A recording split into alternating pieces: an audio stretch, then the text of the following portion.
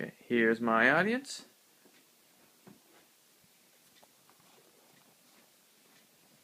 Hello, my name's Eric Manthe, and today I'm here to give you a speech on travel etiquette. Now, my first question is, have you ever been to a place foreign to your own culture? And if so, what did you notice about it? Obviously, you may notice what they ate, what they dressed like, how they acted, and maybe the language they even spoke in. But it's also very necessary when you're traveling to always keep a necessary form of etiquette to maintain a good experience. So with that said, I'd like to present to you some tips today for having proper travel etiquette. Now to begin, I'd like to explain some of my experiences through traveling and what I've learned and some of the tips that I can give you. Now, I've been fortunate enough to travel to over 10 different countries and nearly half of the states of the United States, and in my time, I can definitely say that I've learned many more things about life and through different cultures and different people than I would in a classroom. And some of the tips I put up learned etiquette-wise was definitely very influential.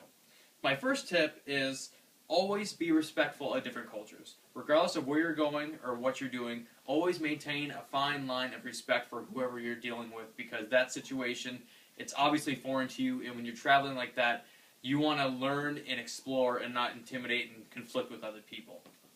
And another thing you need to keep in mind is when you're traveling, especially if you're traveling with a family, specifically with younger kids, you have to make sure you have different items and different things with them to make sure they're distracted and they don't have any sort of disruptions with other travelers.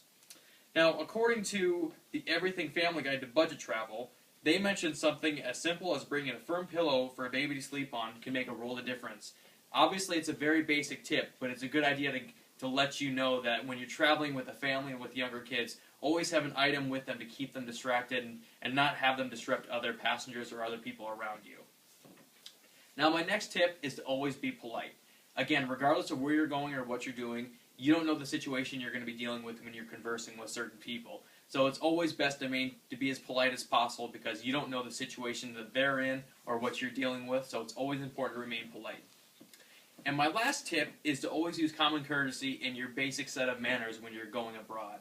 Now, obviously, when you want to be treated well, so that way you should treat others the same way. So whatever manners you usually have at home and how you treat your family and friends with, you should treat others with when you're traveling.